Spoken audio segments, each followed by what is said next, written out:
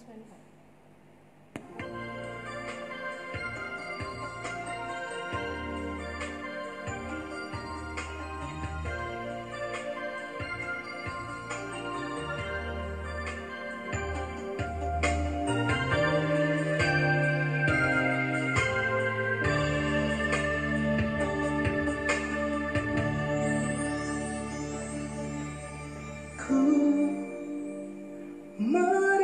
Merindukanmu,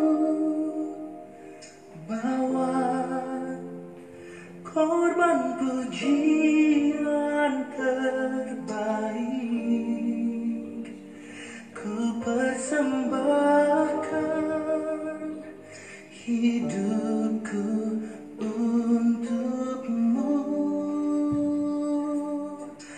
Ku menantikanmu, bawa korban pujian terindah. Ku persembahkan syukurku padamu.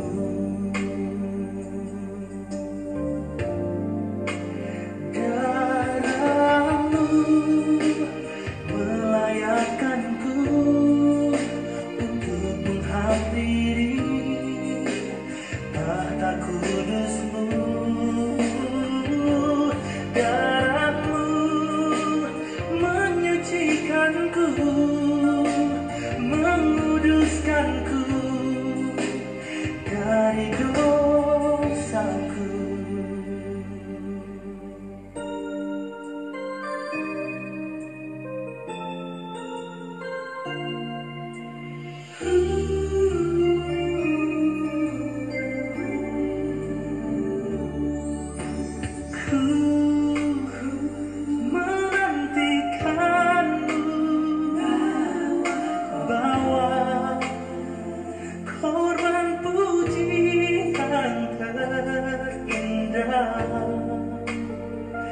Ku persembahkan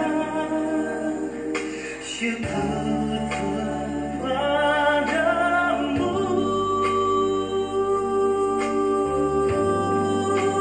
Darahmu melayakkanku untuk menghampiri tahta kudusmu.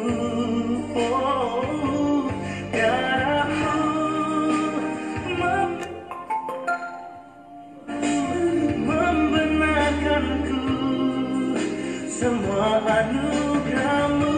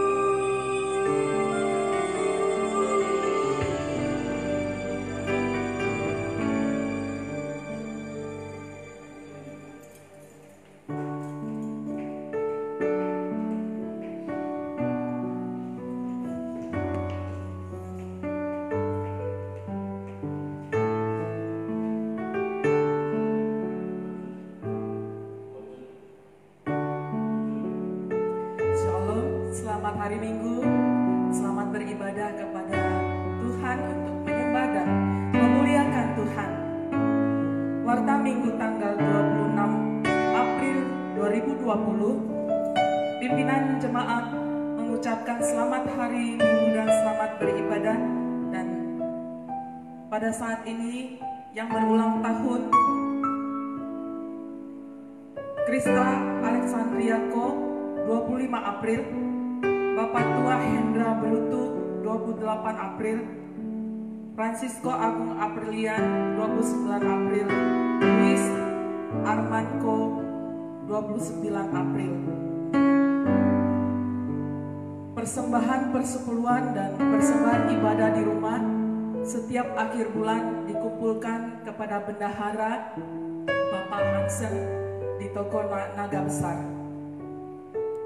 Ibadah Minggu di rumah masing-masing setiap pukul 7 secara online menggunakan Facebook dan Instagram. Ibadah sekolah Minggu pukul 11 juga mengundangkan FB dan Instagram. Untuk ibadah P2I pada hari Selasa pukul 19 menggunakan Zoom meeting. Ibadah P3MI pukul 19 juga hari Sabtu mengundangkan Zoom meeting. Demikian warta jemaat pada Minggu tanggal 26 April 2020. Kita masuk dalam ibadah pagi ini. Mari jemaat Tuhan, kita bangkit berdiri, kita bersaat teduh.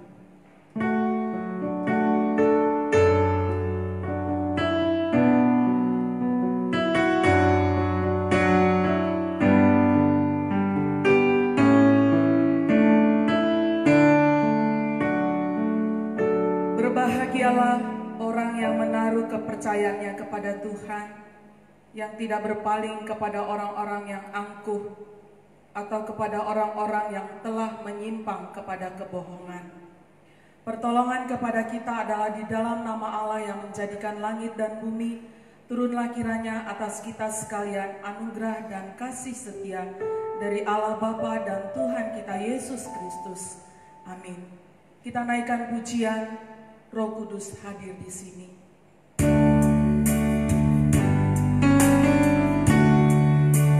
Kita mengundang Roh Kudus untuk memenuhi setiap kita di dalam ibadah pada Minggu pagi ini. Kita naikkan pujian Roh Kudus, Kau hadir di sini.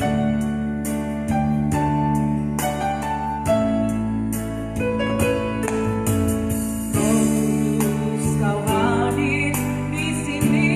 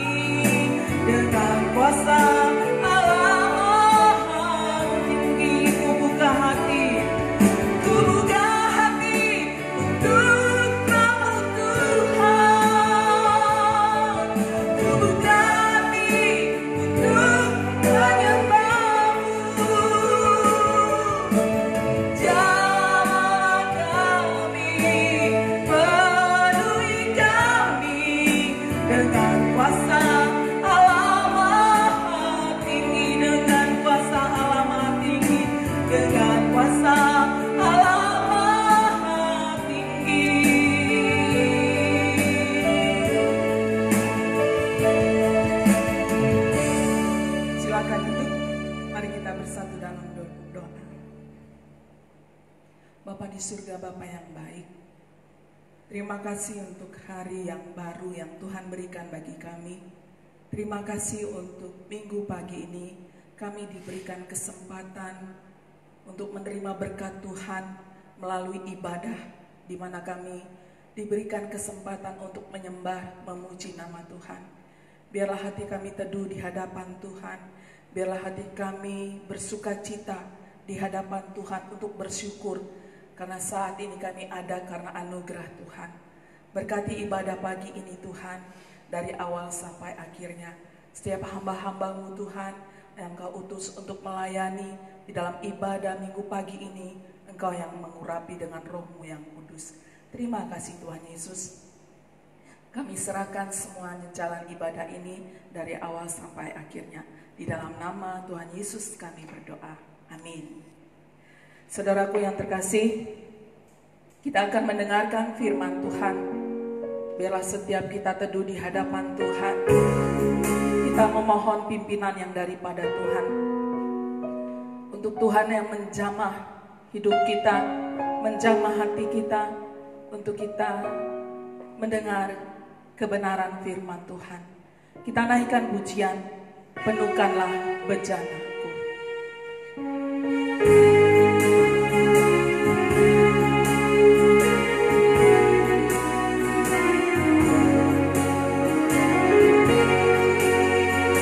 Aku datang dan ku bersujud di hadapan-Mu, ku rasakan indah hadirat-Mu.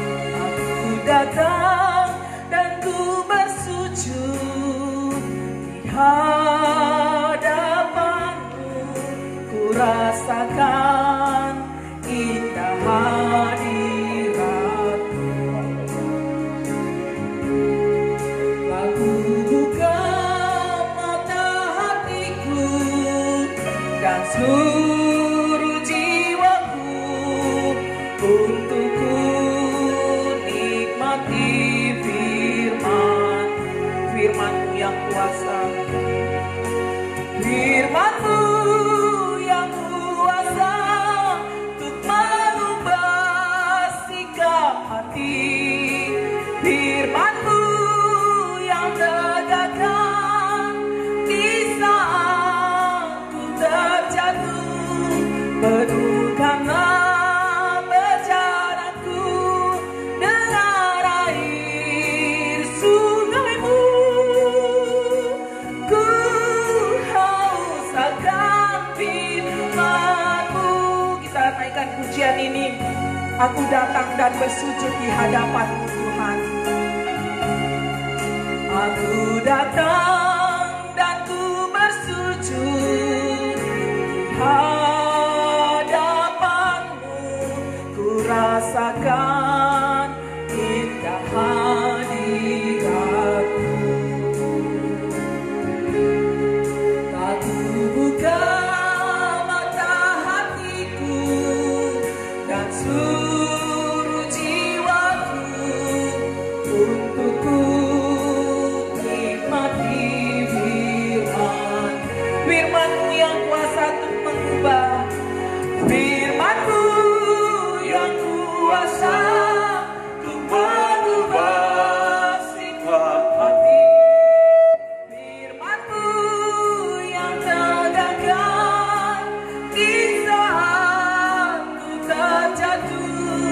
Penuhkanlah bejanaku dengan air sungai-Mu. Ku haus akan firman-Mu.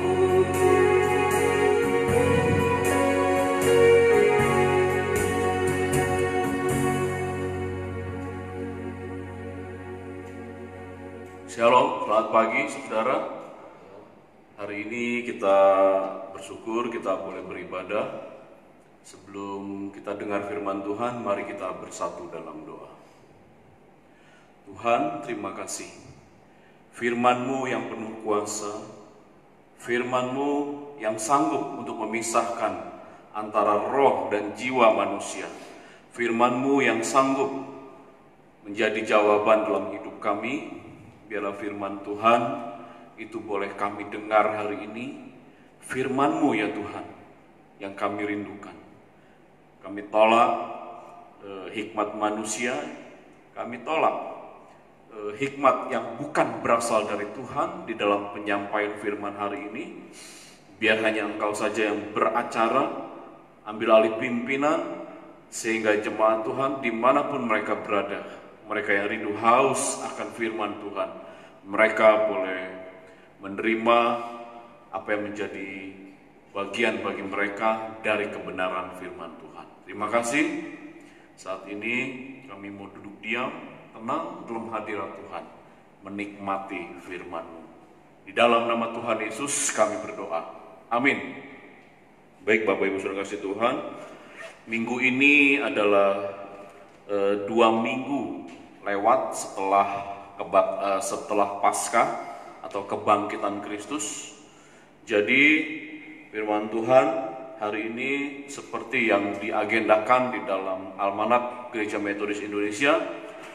Saya mengambilnya di dalam Lukas pasal 24 ayat 13 sampai dengan 35. Lukas pasal 24 ayat 13 sampai 35 dengan perikop Yesus menampakkan diri di jalan ke Emmaus. Dan untuk khotbah hari ini saya beri judul pencerahan di jalan ke Emmaus. Nah, Saudara, mari sebelum kita mulai pembahasan firman Tuhan hari ini, kita akan membaca di dalam Lukas pasal 24 ayat 13 sampai dengan 35. Saya akan bacakan. Pada hari itu juga, 2 orang dari murid-murid Yesus pergi ke sebuah kampung bernama Emmaus yang terletak kira-kira 7 mil jauhnya dari Yerusalem. Dan mereka bercakap-cakap tentang segala sesuatu yang telah terjadi. Ketika mereka sedang bercakap-cakap dan bertukar pikiran, datanglah Yesus sendiri mendekati mereka, lalu berjalan bersama-sama dengan mereka. Tetapi ada sesuatu yang menghalangi mata mereka, sehingga mereka tidak dapat mengenal Dia. Yesus berkata kepada mereka, "Apakah yang kamu percakapkan sementara kamu berjalan?" Maka berhentilah mereka dengan muka muram. Seorang dari mereka namanya Kleopas menjawabnya, "Adakah engkau satu-satunya orang asing di Yerusalem yang tidak tahu apa yang terjadi di situ pada hari-hari belakangan ini?" Katanya kepada mereka, "Apakah itu?" Jawab mereka, "Apa yang terjadi dengan Yesus orang Nazaret? Dia adalah seorang nabi yang berkuasa dalam pekerjaan dan perkataan di hadapan Allah dan di depan seluruh bangsa kami.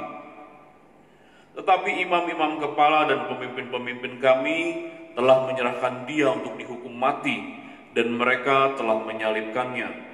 Padahal kami dahulu mengharapkan bahwa Dialah yang datang untuk membebaskan bangsa Israel. Tetapi sementara itu telah lewat 3 hari sejak semuanya itu terjadi. Tetapi beberapa perempuan dari kalangan kami telah mengejutkan kami. Pagi-pagi buta mereka telah pergi ke kubur dan tidak menemukan mayatnya. Lalu mereka datang dengan berita bahwa telah kelihatan kepada mereka malaikat-malaikat yang mengatakan bahwa Ia hidup. Dan beberapa teman kami telah pergi ke kubur itu dan mendapati bahwa memang benar yang dikatakan perempuan-perempuan itu, tetapi Dia tidak mereka lihat. Lalu Ia berkata kepada mereka, "Hai kamu orang bodoh, betapa lambannya hatimu, sehingga kamu tidak percaya segala sesuatu yang telah dikatakan para nabi. Bukankah Mesias harus menderita semuanya itu untuk masuk ke dalam kemuliaannya?" Lalu Ia menjelaskan kepada mereka apa yang tertulis tentang Dia dalam seluruh kitab suci, mulai dari kitab-kitab Musa dan segala kitab nabi. Mereka mendekati kampung yang mereka tuju, lalu Ia berbuat seolah-olah hendak meneruskan perjalanannya. Tetapi mereka sangat mendesaknya, katanya, "Tinggallah bersama-sama dengan kami, sebab hari telah menjelang malam dan matahari hampir terbenam." Lalu masuklah Ia untuk tinggal bersama-sama dengan mereka. Waktu Ia duduk makan dengan mereka, Ia mengambil roti, mengucap berkat, lalu memecahkannya dan memberikannya kepada mereka. Ketika itu terbukalah mata mereka, dan mereka pun mengenal Dia. Tetapi Ia lenyap dari tengah-tengah mereka. Kata mereka seorang kepada yang lain, "Bukankah hati kita berkobar-kobar ketika Ia berbicara dengan kita di tengah jalan, dan ketika Ia menerangkan kitab suci kepada kita?" Lalu bangunlah mereka dan terus kembali ke Yerusalem. Di situ mereka mendapati ke-11 murid itu.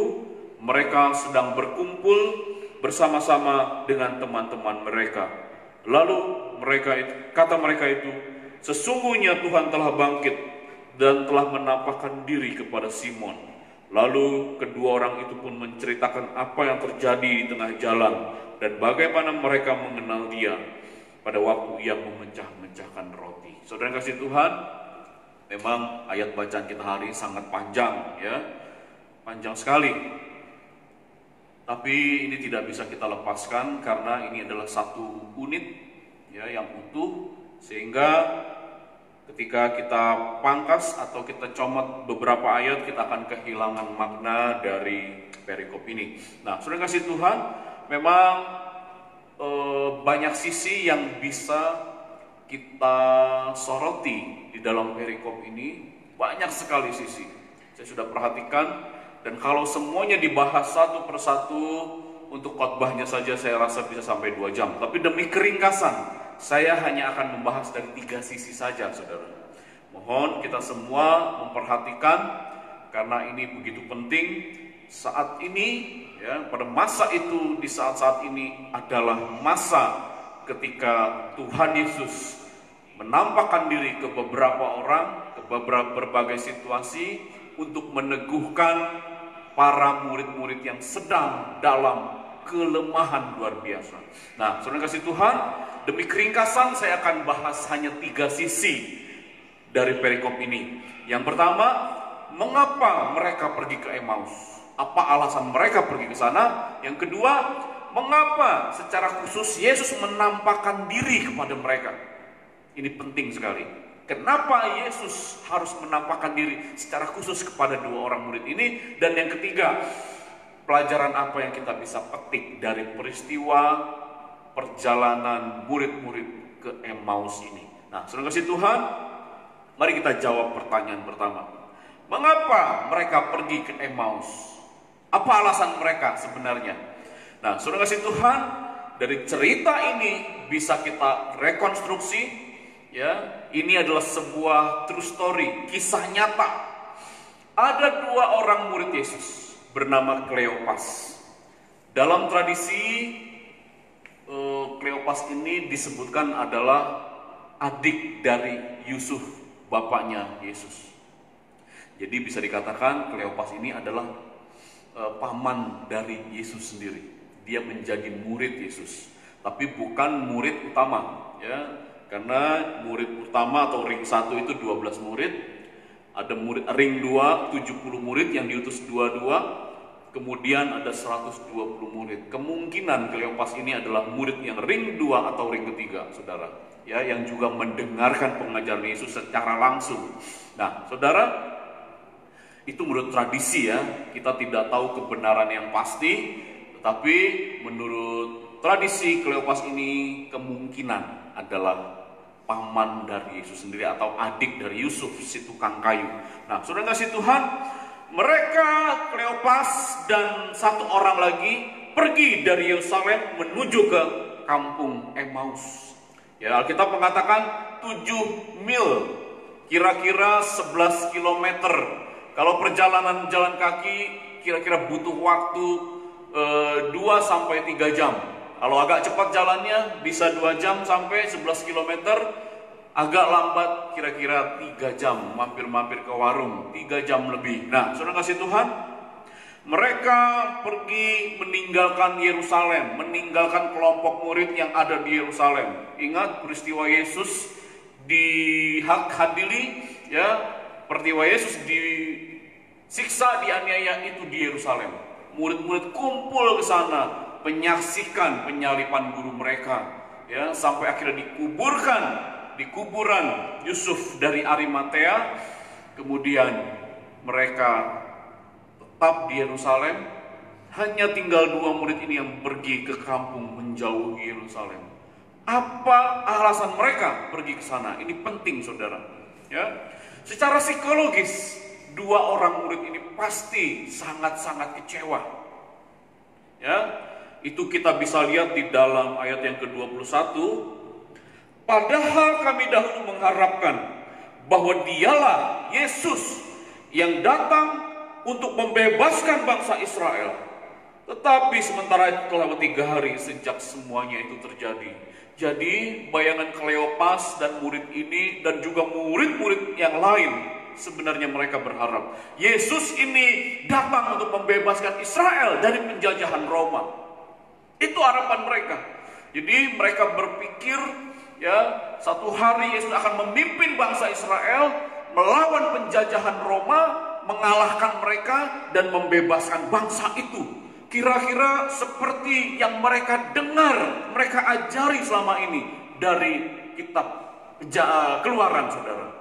Ya, ingat, orang Israel itu diajar betul-betul mengenai Taurat, mengenai kitab para nabi oleh orang tua mereka. Ulangan pasal 6 ayat 6, ya, kitab Musa, Taurat. Dia berkata seperti ini. Apa yang kuperintahkan padamu pada hari ini? Kamu harus perhatikan dengan sungguh-sungguh. Engkau harus mengajarkan kepada anakmu berulang-ulang pada saat engkau duduk, pada saat engkau berdiri, pada saat engkau berbaring, pada setiap engkau berjalan. Harus diajarkan semua Taurat itu, Kejadian, Keluaran, Imamat, Bilangan, Taurat. Harus diajarkan kepada anak-anak mereka, ya. Dan ikatkan itu seperti pada lenganmu, ya, tuliskan pada dahimu, tuliskan di dalam pintu-pintu gerbangmu. Jadi saudara, anak-anak Israel dari kecil sudah dididik pengetahuan tentang Taurat. Apa isi Taurat? Salah satunya peristiwa besar di mana Musa membebaskan Israel dari penjajahan di Mesir. Ya. Jadi bayangan para murid ini peristiwa 1500 tahun yang lalu, zaman Musa, akan terjadi saat ini. Musa memimpin 2 juta bangsa Israel keluar dari Mesir, masuk ke tempat yang berlimpah susu dan madunya, tanah Kanaan. Nah, ini yang ada di dalam bayangan Kleopas dan juga murid-murid yang lain. Tetapi ternyata 3 hari yang lalu Yesus sudah dibunuh, disalib, mati dan dikuburkan. Dan mereka pulang ke Emmaus, berangkat ke Emmaus, meninggalkan Yerusalem dengan perasaan kecewa berat. Ini dasarnya, saudara. Ya, mereka berharap Yesus membangun kekuatan militer. Kemungkinan, ya, seperti Yosua mengalahkan begitu banyak bangsa di tanah Kanaan. Yesus bisa melakukan apapun, menyembuhkan orang mati, yang lumpuh berjalan, yang buta melihat, mengusir setan-setan. Yesus diharapkan mampu melakukan pemberontakan untuk pembebasan bagi Israel. Tapi ternyata itu tidak terjadi. Yesus sudah dibunuh, disalibkan, saudara. Nah, kemudian ketika dalam kekecewaan itu mereka pergi, Yesus datang, tapi tidak mereka kenal. Mereka berjalan bersama Yesus. Ya, Yesus bertanya, kenapa? Kenapa? Itu bisa kita lihat di dalam ayat ke-17. Yesus berkata kepada mereka, apa yang kamu percakapkan sementara kamu berjalan? Maka berhentilah mereka dengan muka muram. Mereka bingung. Ini orang dari mana? Nggak tahu peristiwa besar 3 hari lalu di Yerusalem. Semua orang tahu tentang seorang bernama Yesus, seorang nabi yang begitu banyak membuat mujizat, tenar sekali namanya, dia disalibkan. Mereka kaget dan mereka menjelaskan, ya, ayat 18, 19 itu menjelaskan peristiwa di Yerusalem di mana para imam kepala, pemimpin-pemimpin orang Yahudi menghukum mati Yesus, menyalibkan Yesus. Nah, Bapak Ibu kasih Tuhan, apa jawab Yesus? Ayat 25 dia berkata, lalu ia berkata kepada mereka, hai kamu orang bodoh, betapa lambannya hatimu, sehingga kamu tidak percaya segala sesuatu yang telah dikatakan para nabi. Saya bayangkan ya, mereka sedang berjalan, tiba-tiba orang asing datang, bertanya, dijelasin. Begitu ayat 25 bilang, kamu bodoh. Tapi mereka tidak marah, saudara. Di sana tidak dijelaskan mereka marah. Yesus menjelaskan ayat 26, bukankah Mesias harus menderita semuanya itu untuk masuk ke dalam kemuliaannya? Seperti saya katakan tadi, mereka sebenarnya sudah tahu cerita ini, pengharapan akan adanya Mesias. Yesaya berkata, seorang anak telah lahir bagi kita, seorang putra telah diberikan bagi kita. Mika juga berkata, bangsa yang berjalan dalam kegelapan telah melihat terang yang besar. Mereka mengenal, mereka tahu berita nubuatan dari para nabi. Amos, Hosea, Mika, Yesaya, Yeremia sudah menceritakan itu. Dan mereka bukannya tidak tahu berita tentang akan datang Mesias. Tetapi saudara yang kasih Tuhan, karena ekspektasi mereka, ya, Mesias itu harus gagah perkasa, gilang gemilang, menang melawan siapapun. Mesias tidak disalibkan, itu pemahaman mereka. Mereka ngerti kitab suci, tetapi pengharapan mereka bukanlah seperti itu. Saudara yang kasih Tuhan, ya, salah satu dari keunikan orang Yahudi adalah mereka adalah bangsa yang sangat religius, saudara. Mereka bangsa yang sangat-sangat pembelajar untuk hal-hal rohani. Ya, kepada mereka lah dipercayakan Taurat, kepada mereka lah dipercayakan hukum. Jadi itulah sebabnya Yesus berkata, kamu bodoh, bukankah Mesias harus menderita untuk dia bisa mencapai kemuliaan? Ayat 27, lalu yang menjelaskan kepada mereka apa yang tertulis tentang dia, tentang Mesias dalam seluruh kitab suci, mulai dari kitab Pak Musa dan kitab para nabi, mulai dari Taurat dan kitab Nevim. Ya, orang Yahudi mengenal namanya Tanak, saudara. Taurat, Nevim, Ketuvim, Tanak. Inilah perjanjian lama dalam Alkitab kita, ya, Tanak. Mereka diajarkan itu sejak masa kecil dan Yesus mulai menjelaskan itu satu persatu sehingga mereka mengerti bahwa Mesias yang dijanjikan itu memang harus mengalami penderitaan, memang harus mengalami kesengsaraan, memang harus dikubur, mati, masuk ke lubang bumi dan kemudian bangkit pada hari yang ketiga. Mereka tahu itu, dan ketika Yesus menjelaskan itu di dalam perjalanan ke dalam Emmaus, mereka baru paham. Maka hati mereka bergelora, maka hati mereka berkobar-kobar, iman mereka ya boleh dikuatkan kembali, pengharapan mereka dikuatkan kembali, saudara. Nah, mereka tahu berita tentang Mesias, karena itu diajarkan turun-temurun. Ya, ingat Ulangan pasal 6 ayat 6 tadi.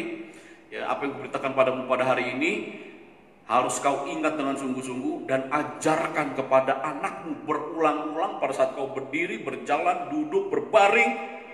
Diajarkan berulang-ulang kepada anak-anak Israel sejak masih kecil. Jadi kitab Musa, kitab para nabi, mereka sudah mengerti benar.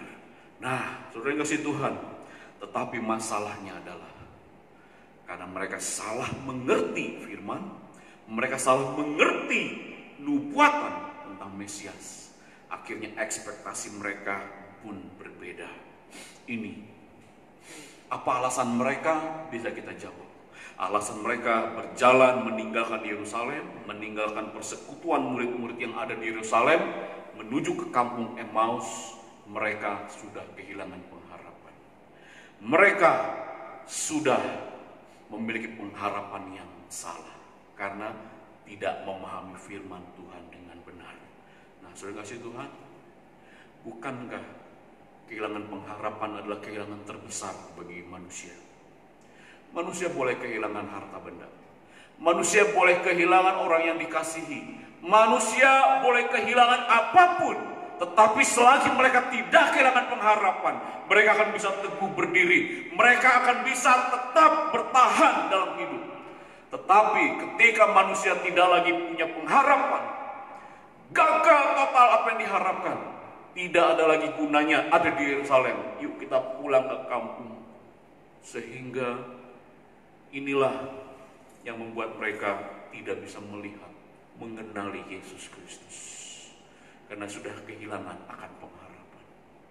Ya, saudara ingat ayat 21 tadi, mereka berharap Yesuslah yang menjadi pembebas Israel. Harapannya kandas ketika Yesus digantung di kayu salib. Ini yang pertama, saudara. Jadi pertanyaan yang pertama sudah kita bahas, kita jawab. Mengapa mereka pergi ke Emmaus? Karena mereka sudah kehilangan pengharapan kepada Mesias. Kenapa mereka kehilangan pengharapan? Karena mereka salah memahami kebenaran. Karena mereka tidak mendapatkan kebenaran secara utuh. Nah, sudah kasih Tuhan, mari kita jawab pertanyaan kedua. Mengapa secara khusus Yesus harus menampakkan diri kepada mereka? Mengapa Yesus begitu penting dua orang yang akan pulang ke Emmaus ini, berangkat ke Emmaus, sehingga Yesus harus datang, mengobrol dengan mereka, menguatkan mereka, dan harus menginap. Ya, nanti kita akan bahas ayat selanjutnya. Yesus datang menginap bersama, tinggal menetap untuk sementara dengan mereka di sebuah tempat, ya, untuk menjelaskan lebih lanjut. Nah, saudara kasih Tuhan, mengapa ini terjadi? Ingat, saudara, sesi di mana Yesus harus menampakkan diri kepada dua orang ini adalah salah satu prioritas Yesus. Dua orang murid yang sedang kecewa, yang sedang kehilangan pengharapan, yang sedang kehilangan pegangan hari itu, Yesus begitu mengasihi mereka. Meskipun ada 120 murid di Yerusalem, ya, dan mungkin lebih dari itu. Kitab Korintus pasal 1 Korintus pasal 15 berkata, ada 500 pasang mata menyaksikan Yesus naik ke surga, ya, naik ke awan-awan, ditutup awan-awan. Ada 500 orang yang melihat. Jadi prediksi saya bisa lebih dari 120 murid yang ada di Yerusalem. Tetapi kenapa dua orang ini pergi meninggalkan Yerusalem? Situ yang sudah kita jawab. Kenapa ini menjadi prioritas Yesus? Dua orang ini dan ratusan lagi di Yerusalem, saudara. Mari kita mencoba menjawab. Saudara, seperti saya katakan tadi, rasa frustasi, rasa kecewa, rasa kehilangan pengharapan itu begitu mempengaruhi manusia. Ya, dalam hal-hal rohani terlebih, saudara. Untuk itulah Yesus memprioritaskan dua orang yang sedang terpuruk ini. Karena dia menghargai dua jiwa ini akan bisa terhilang jika Yesus tidak mendatangi, jika Yesus tidak mencerahkan mereka, saudara. Nah, untuk menjawab ini saya teringat akan perumpamaan anak yang hilang. Ya, beberapa Injil mencatat itu, kitab Lukas mencatat, kitab Matius juga mencatat tentang peristiwa perumpamaan anak yang hilang. Saudara, kita bisa lihat dari sana itu adalah gambaran kasih Bapa kepada anak-anak. Ya, kasih Tuhan kepada umatnya. Itu adalah gambaran dari begitu tulusnya Allah kita kepada umatnya manusia.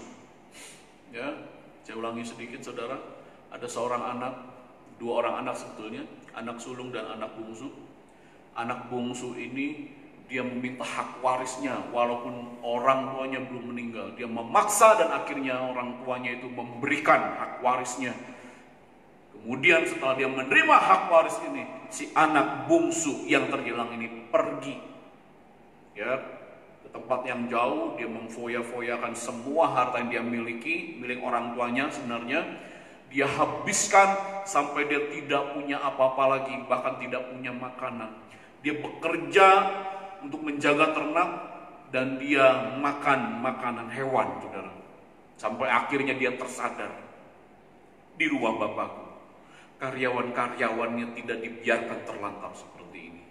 Baiklah aku pulang ke rumah Bapakku, bukan sebagai anak, tetapi sebagai budaknya saja. Ya, dengan pengharapan seperti itu dia pulang kepada bapaknya kembali. Ya, di tengah jalan hampir dekat rumah, pekerja-pekerja dari si bapak ini memberitahukan ke bapaknya, dan bapaknya menyambutnya. Dia berlari dan menyambut anak yang dikasihinya. Saudara, anak itu disiapkan perhiasan, disiapkan jubah yang terbaik, disiapkan sepatu. Anak itu disambut. Ya, anak yang sudah meminta uang, meminta hak warisnya itu, memfoya-foyakannya itu, kemudian bapaknya masih mengasihi dia. Engkau anakku yang hilang telah kembali. Potong binatang yang paling enak, yang karena aku ingin menyambut anak. Saudara, seperti itulah kasih Tuhan kepada manusia, kepada umatnya. Dan kasih yang sama inilah yang ada di dalam Yesus kepada Kleopas dan temannya, muridnya yang satu lagi ini. Ya, ada beberapa penafsiran. Murid yang bersama Kleopas ini kemungkinan adalah Petrus, Simon, Kefas, ya. Kemungkinan, tapi kita tidak tahu pasti. Nah, saudara yang kasih Tuhan, kasih yang sama yang diceritakan di dalam kisah anak yang hilang adalah kasih Bapa kepada umatnya. Kasih itulah yang ada pada Yesus kepada Kleopas dan muridnya yang satu lagi ini, sehingga ini menjadi prioritas dia. Dia harus datang menampakkan diri usai kebangkitannya, dan secara khusus menjelaskan bahwa Mesias memang harus menderita untuk sampai kepada kemuliaannya. Nah, saudara kasih Tuhan, dia mencari anak yang hilang, murid yang terhilang, domba-domba yang terhilang. Demikian juga kita. Dia mengasihi kita sungguh-sungguh. Dia akan cari kita. Kalau kita adalah dombanya, kita sungguh-sungguh adalah anak-anak yang murid-murid kesayangan Tuhan. Ketika kita kecewa, ketika kita kehilangan pengharapan, ketika kita tidak bisa lagi bertahan untuk berpegang kepada Tuhan, dia cari sampai dapat. Dia ingin menjelaskan sesuatu, kebenaran, sehingga kita bisa menjadi kembali bergelora, saudara. Nah, kita sudah jawab pertanyaan kedua. Ya, apa alasan Yesus memprioritaskan dua orang murid ini? Ya, karena Yesus mengasihi mereka. Karena Tuhan sungguh-sungguh mengasihi manusia. Ingat, saudara, ajaran dasar dari kekristenan bukan manusia mencari Tuhan, bukan manusia yang dengan segenap hati mencari Tuhan dan mendapatkan Tuhan, ya, tetapi Tuhan yang mengasihi manusia. Tuhan berniat datang untuk mencari manusia, mencari anak-anak yang dikasihinya. Nah, Bapak Ibu, saudara yang kasih Tuhan, pertanyaan kedua sudah kita jawab. Sisi yang ketiga, pertanyaan ketiga, pelajaran apa yang bisa kita petik dari peristiwa ini? Ya, pencerahan di jalan ke Emmaus. Apa yang bisa kita ambil? Yang penting, saya mencatat ada 4, minimal ada 4. Ya, saudara. Yang pertama, jangan pernah tinggalkan persekutuan. Kenapa, saudara? Dua orang murid ini pergi sementara ada persekutuan besar murid-murid di Yerusalem. Ya, mereka sedang berkumpul di sana, walaupun ada yang ragu, ada yang bimbang, ada yang kecewa, ada yang hilang pengharapan, sama seperti Kleopas ini, tetapi mereka masih kumpul di sana. Pelajaran pertama, jangan tinggalkan persekutuan.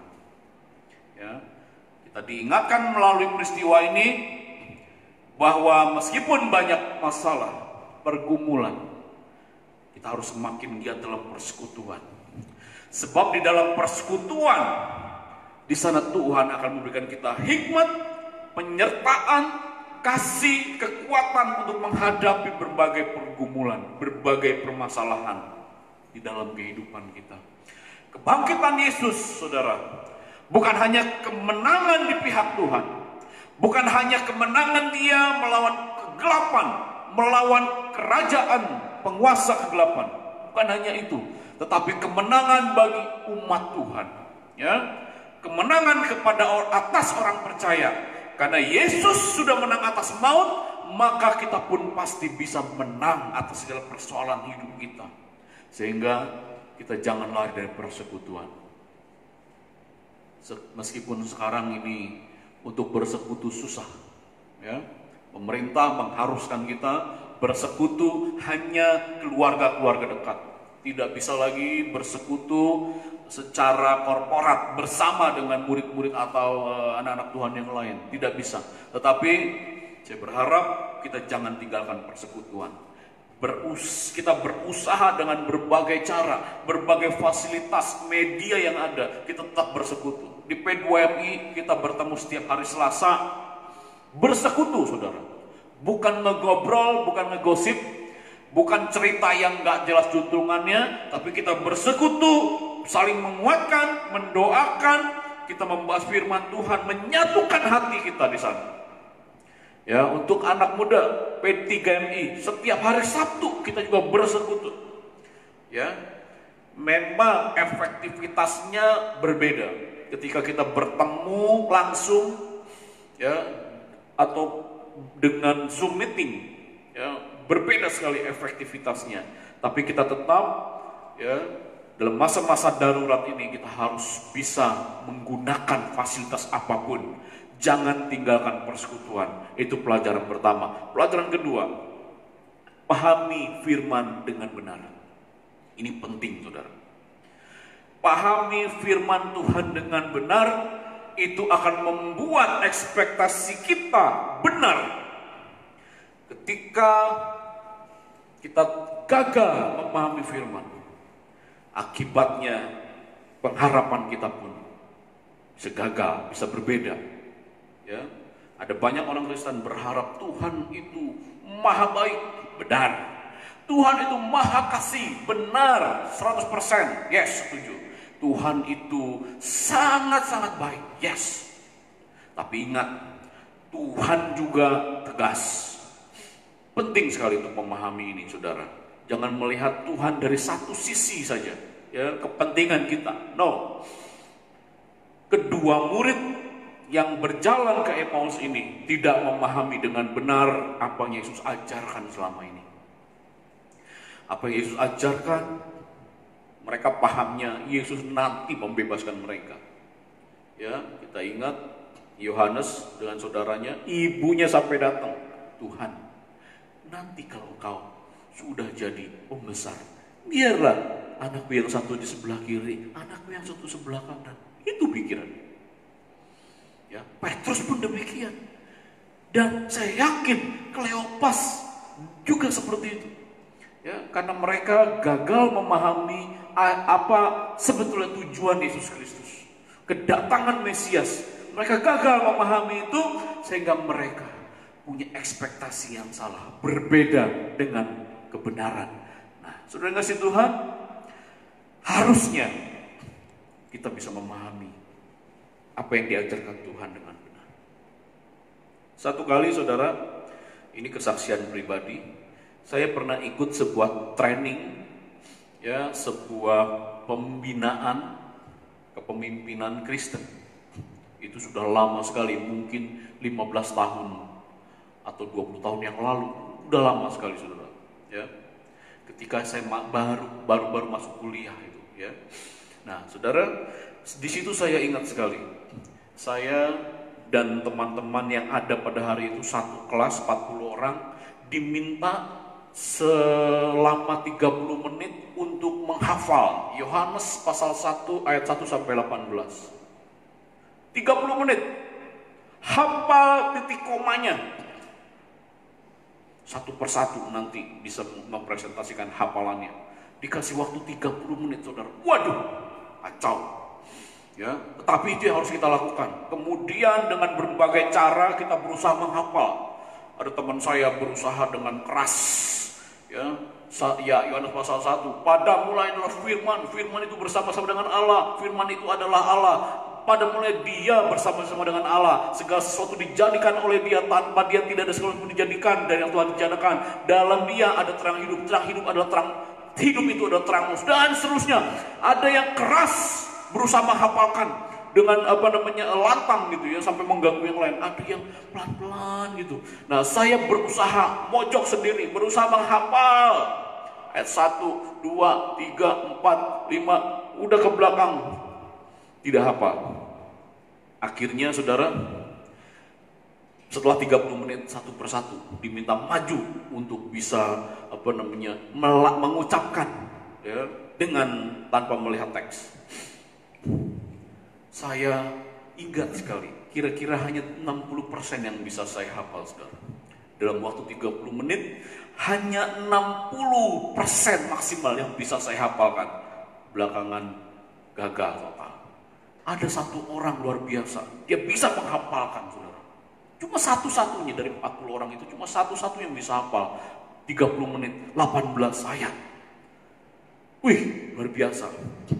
Kemudian mentornya bilang, trainernya bilang, oke, saya mau tanya, siapa yang dari pertama ketika tugas ini diberikan sudah yakin sekali bahwa kamu tidak akan sanggup? Saya angkat tangan.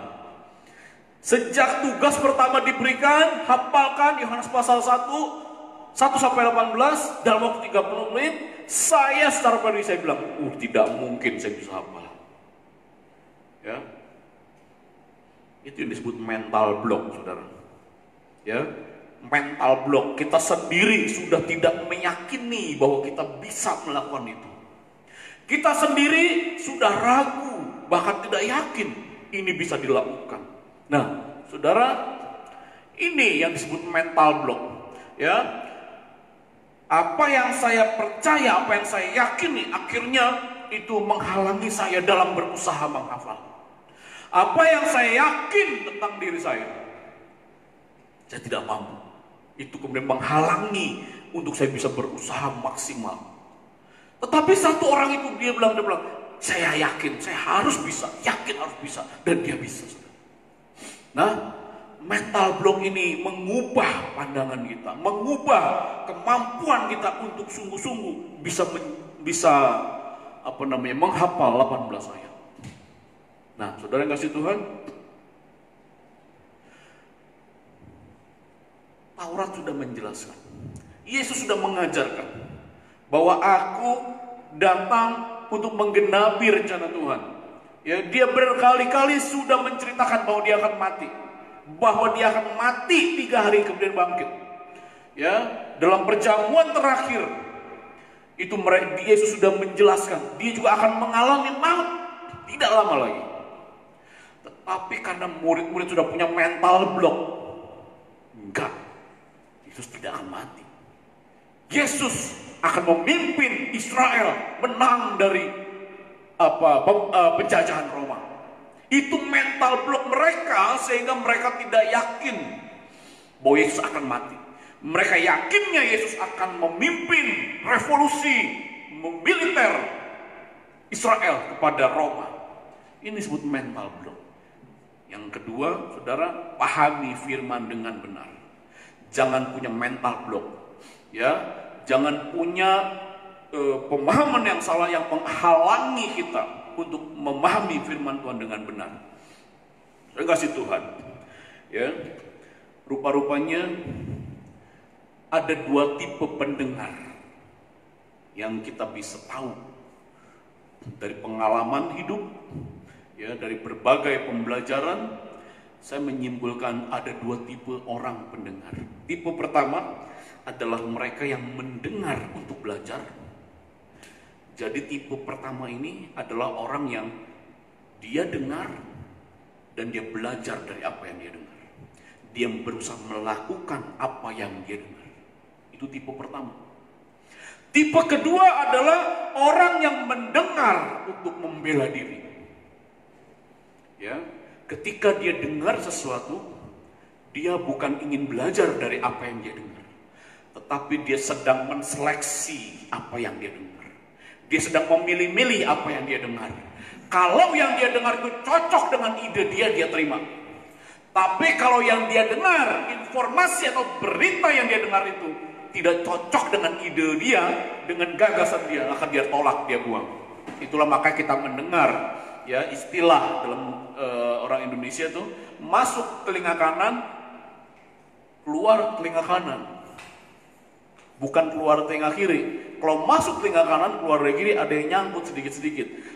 Kalau masuk ke kanan, keluar lagi dari kanan, mantul ya. Kenapa? Ya, karena si pendengar tipe kedua ini hanya mau dengar apa yang dia mau dengar. Ya, istilahnya adalah mendengar untuk membela diri. Nah, saudara kasih Tuhan, mendengar firman Tuhan tidak boleh seperti itu. Ya, itulah yang mengakibatkan akhirnya kita hanya memilih firman Tuhan. Yang cocok bagi saya terima. Yang tidak cocok bagi saya buang. Yang tidak cocok tidak perlu didengarkan, tidak perlu direnungkan, tidak bisa. Ya, kalau kita mau memahami firman Tuhan dengan benar, lupakan mental block tadi. Kita ikuti firman Tuhan dengan sebaik-baiknya, pelajari dengan sebaik-baiknya. Jadi tipe pendengar yang pertama, mendengar untuk belajar. Amin, saudara. Nah, jadi mendengar firman Tuhan bukan untuk kita pilih mana yang bagus, mana yang cocok, mana yang baik. Tidak, karena firman Tuhan ada dua sifat. Ya, maka firman Tuhan yang Yakobus bilang itu seperti pedang bermata dua. Dia menebas ke depan, dia menebas juga si pembicaranya. Sehingga apa yang kita dengar dari firman Tuhan, terima. Firman Tuhan ada yang memberkati, menguatkan, menasihatkan, menghiburkan, memulihkan. Ada firman Tuhan yang mendobrak dosa kita.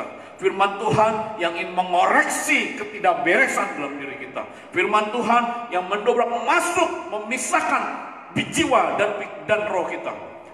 Artinya firman itu harus diterima. Ya, yang menasihati, menghibur, menguatkan, terima. Yang mengoreksi, yang menyakitkan bahkan harus kita terima, sehingga kita bisa memahami dengan benar. Ini yang kedua, saudara. Yang ketiga, pelajaran yang bisa kita ambil adalah Yesus selalu hadir. Dia Allah yang maha hadir. Ketika dia sebagai manusia di bumi, dia memang tidak maha hadir.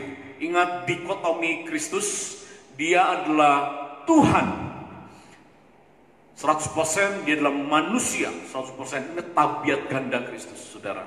Sehingga dalam kemanusiaannya dia terbatas. Tetapi setelah dia mati, bangkit, dia tidak terbatas. Saya berpikir-pikir gini, saudara. Ya, maka ayat bacaan kita dimulai kan pada hari itu. Saya percaya Yesus bisa hadir di mana-mana. Mungkin dia hadir di jalan ke Emmaus. Pada saat yang sama Yesus juga hadir di Yerusalem. Kita tidak tahu, karena tidak dicatat. Pada saat yang sama Yesus juga bisa hadir di tempat-tempat lain, karena dia maha hadir. Ya, Yesus Allah yang sejati, Tuhan yang sejati. Bukan hanya maha kasih, bukan saja maha tahu, maha kuasa, tapi dia maha hadir. Dia hadir dimanapun. Dia bisa hadir di tempat 2, 3, 4, 100, 200, bisa hadir dimanapun. Inilah Allah yang sejati, saudara. Ya, sehingga Yesus mau hadir di dalam perjalanan murid-murid yang sedang kehilangan pengharapan. Yesus hadir juga bagi kita. Ini yang kita penting sekali, saudara, untuk pahami. Mungkin hari ini sedang ada ribuan ibadah online. Ya, saya percaya ribuan ibadah online di seluruh dunia, mungkin ratusan ribu. Apakah Allah tidak hadir? Karena bukan gereja Allah tidak hadir. No. Ya, Allah hadir dimanapun, di rumah siapapun, ketika nama Tuhan disebut, ketika namanya dimuliakan. 2, 3 orang berkumpul dalam namaku, aku ada di tengah-tengah mereka. Itu janji Tuhan, dia hadir. Dan saudara yang saat ini sedang beribadah di rumah pun, Ya, saudara yang sedang sungguh-sungguh mengundang hadirat Tuhan di rumah saudara, ingat, jangan main-main, karena ada hadirat Tuhan di sana. Nah, saudara yang kasih Tuhan, ini yang ketiga yang bisa kita pelajari. Sebelum akhirnya pergi, Yesus berkata, segala kuasa di sorga dan di bumi ada padaku. Karena itu pergilah, jadikan segala bangsa muridku, baptiskan mereka dalam nama Bapa, Putra dan Roh Kudus. Ajarkanlah mereka melakukan segala sesuatu yang kuperintahkan kepadamu, dan ketahuilah aku menyertaimu sampai kepada akhir zaman. Itu janji Kristus dalam amanat agung, bahwa Dia menyertai kita sampai kepada akhir zaman. Nah, saudara yang kasih Tuhan, itu yang ketiga, Dia hadir. Yang keempat, kita harus mengundang Yesus Kristus. Lukas pasal 24, 28, 29, saya akan bacakan ayat 28. Tetapi mereka sangat mendesaknya, katanya, tinggallah bersama-sama dengan kami, sebab hari telah menjelang malam dan matahari hampir terbenam. Lalu masuklah ia untuk tinggal bersama-sama dengan mereka. Waktu ia duduk makan dengan mereka, ia mengambil roti, mengucap berkat, memecah-mecahkannya, dan memberikannya kepada mereka. Ketika terbukalah mata mereka, mereka mengenal Dia, tetapi ia lenyap dari tengah-tengah mereka. Saudara kasih Tuhan, bagian yang keempat, kita harus mengundang Yesus sama seperti Kleopas dan temannya ini. Tinggallah dengan kami bersama-sama. Ya, ini udah malam, tinggal bersama-sama dengan makan bersama, memecah-mecahkan roti, dan mereka sadar bahwa itulah Kristus Tuhan. Nah, saudara, Yesus di sana seolah-olah hendak meneruskan perjalanan, ya. Di dalam ayat yang ke-27, lalu ayat 28, mereka mendekati kampung yang mereka tuju. Lalu Yesus maksudnya, berbuat seolah-olah hendak meneruskan perjalanan. Dia seakan-akan mau lanjut perjalanan, ya. Tetapi mereka, Kleopas memutuskan untuk menginap, dia mungkin untuk tinggal sementara, dan Yesus diundang untuk ikut dengan mereka. Bagian yang keempat yang kita bisa pelajari, undang Yesus, hadirkan Yesus, ya. Maka sama seperti mereka, iman mereka dipulihkan, pengharapan mereka dikembalikan, mereka berkobar-kobar, mereka penuh dengan pengharapan yang baru, dan mereka balik setelah itu ke Yerusalem, saya percaya. Dan kemudian saudara, mereka bergabung kembali. Bagian yang keempat, yang paling penting juga adalah undang Yesus, hadirkan Yesus dalam setiap pergumulan, dalam setiap permasalahan hidup kita, keluarga, masalah ekonomi, masalah pekerjaan, masalah corona sekarang. Tuhan, saudara, saya lihat kemarin ya di TV ya, luar biasa. Gara-gara corona ini, pandemi ini, saudara, di Jakarta itu banyak gelandangan. Kaget saya.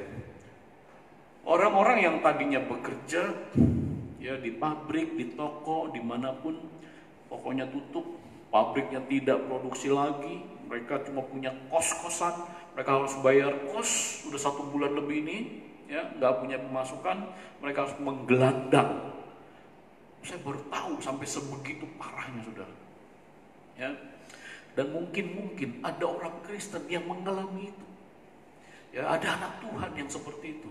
Jadi kita masih bisa tinggal di rumah, bersyukurlah, saudara. Ya, kita masih bisa makan tiap hari, bersyukurlah. Sungguh-sungguh bersyukurlah.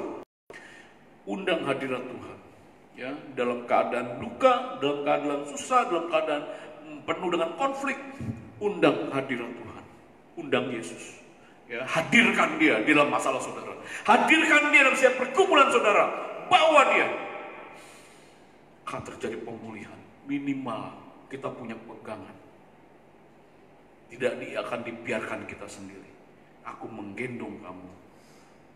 Nah, saudara, demikian firman Tuhan hari ini. Tuhan memberkati kita. Biarlah Yesus yang sudah bangkit 2000 tahun yang lalu, Yesus menampakkan diri kepada murid-murid karena Dia mengasihinya. Yesus yang sama, yang sudah bangkit, memberikan kebangkitan kepada kita. Yesus yang sama, yang juga memperhatikan hidup kita, yang mengasihi kita juga. Saudara, jangan lepaskan Tuhan karena beban masalah pribadi pergumulan. Jangan pernah lepaskan pengharapan kepada Tuhan. Jangan punya mental block yang salah. Ya, jangan jadi pendengar yang hanya memilih apa yang mau saudara pilih tentang firman Tuhan. Jangan jadi yang seperti itu.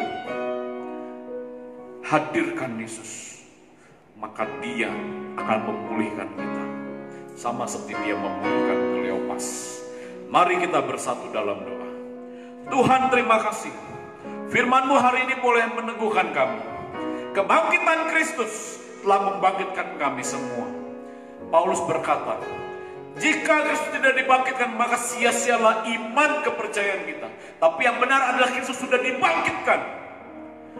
Dia bangkit, menang atas maut, membuktikan Dia Tuhan, membuktikan Dia Maha Kuasa. Segala kunci kerajaan maut ada di tangannya. Saudara, jangan lepas pengharapan kita dari Tuhan.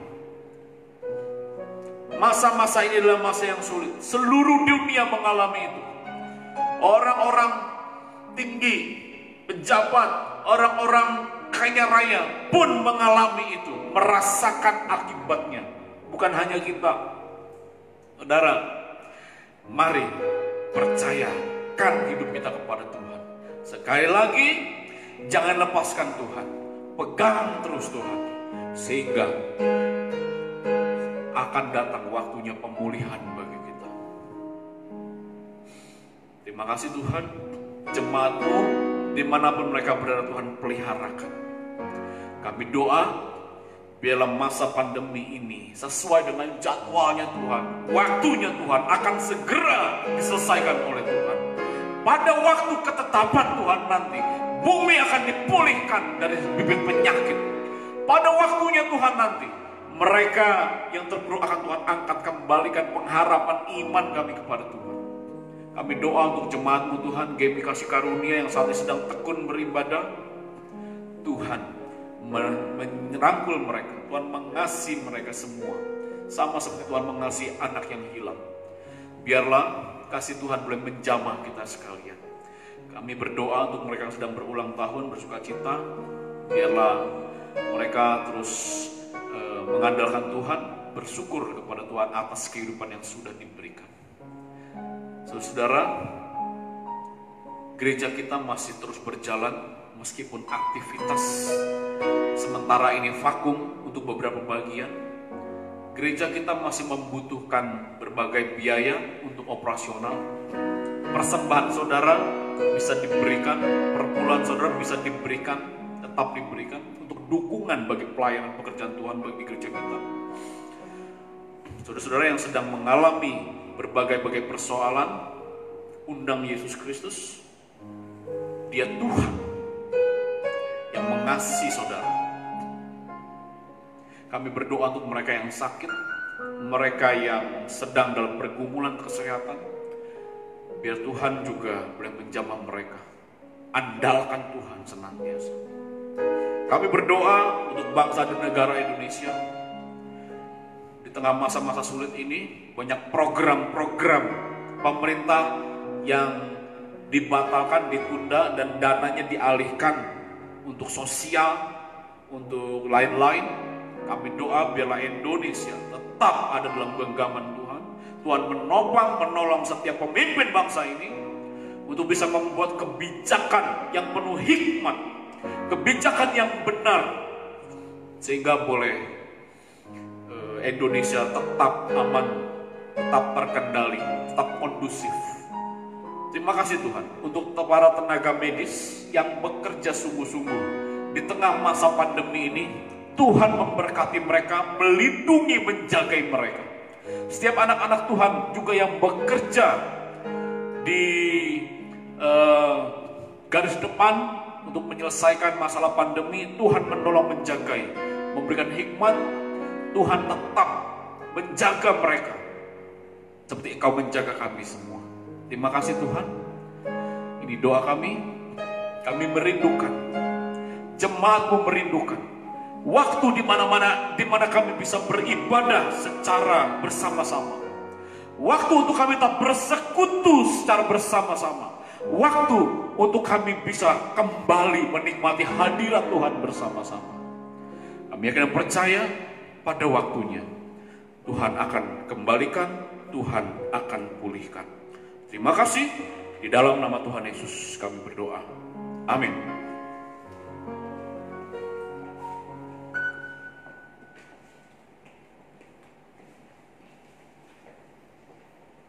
Terpuji nama Tuhan untuk firman Tuhan sudah kita dengarkan. Biarlah menjadi kekuatan bagi kita semua, menjadi semangat bagi kita semua untuk terus memuliakan nama Tuhan. Saudaraku, saatnya kita memberikan persembahan. Biarlah persembahan ini untuk memuliakan nama Tuhan.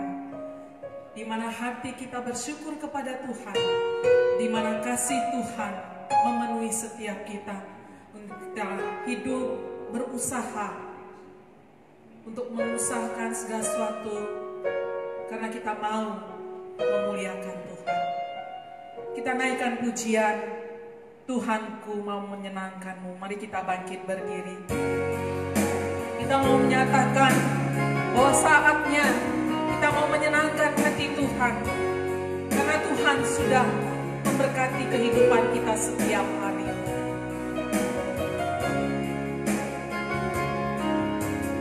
Tuhanku mau menyenangkanmu, Tuhan bentuklah hati ini jadi bejana untuk hormat-Mu. Cemerlang bagai emas murni. Tuhan, ku serahkan hatiku.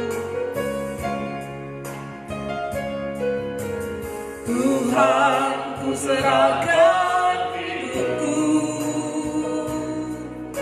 Semua ku berikan padamu. Kuduskan hingga tulus selalu, agar aku menyenangkanmu, senangkanmu, menyenangkanmu, senangkanmu.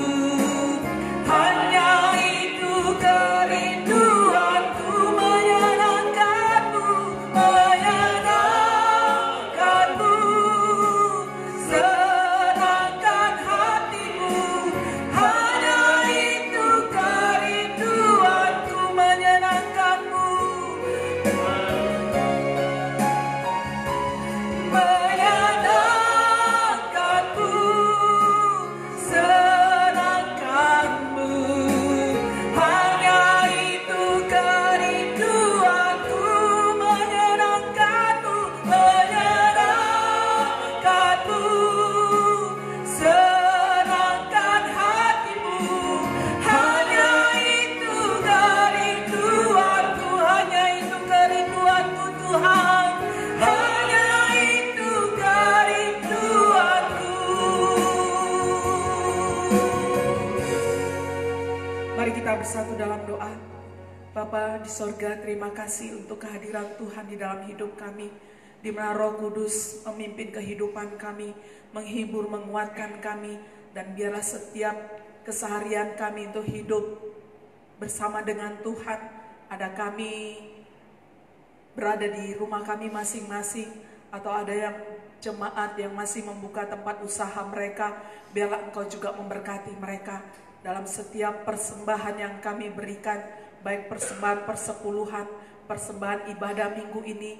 Biarlah Engkau juga yang memberkati, biarlah kekuatan yang daripada Tuhan, kesanggupan yang daripada Tuhan, itu membawa sukacita di dalam kehidupan kami, bahwa ada pengharapan di dalam Tuhan. Kami tidak perlu khawatir, kami tidak perlu takut, bahwa hidup ini adalah milik Tuhan yang diberikan bagi kami, dan penghidupan itu juga Tuhan curahkan atas kami. Terima kasih Bapa, kami bersyukur untuk semua penyertaan Tuhan. Dan kami alaskan doa ini untuk kami bersama-sama berdoa, doa Bapa kami. Bapa kami yang di surga, kuduskanlah nama-Mu, datanglah kerajaan-Mu, jadilah kehendak-Mu di bumi seperti di surga. Berilah kami pada hari ini makanan kami yang secukupnya, dan ampunilah kami akan kesalahan kami, seperti kami juga mengampuni orang yang bersalah kepada kami. Dan jangan bawa kami dalam pencobaan, tapi lepaskan kami daripada yang jahat.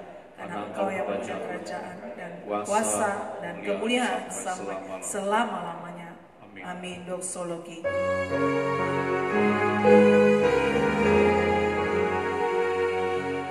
Kepada Allah dipuji, serta kepada Allah Masih, Roh Kudus muliakan,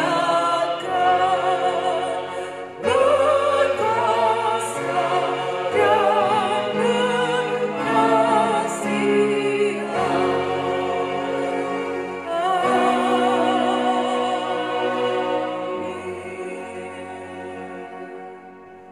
Jemaat Tuhan, terimalah berkat yang daripada Tuhan. Kasih karunia daripada Tuhan kita Yesus Kristus, kasih sayang Allah Bapa serta persekutuan dengan Roh-Nya yang kudus, itulah yang memberkati kehidupan saudara dalam usaha pekerjaan, di dalam kehidupan rumah tangga, di dalam kehidupan masa depan, di mana Tuhan memberkati saat ini dan sampai selama-lamanya. Amin.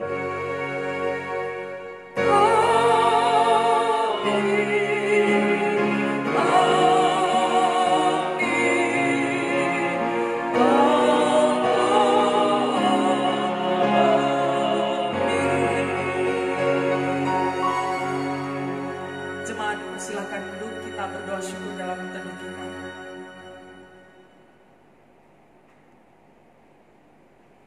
Shalom. Tuhan Yesus memberkati. Selamat hari Minggu.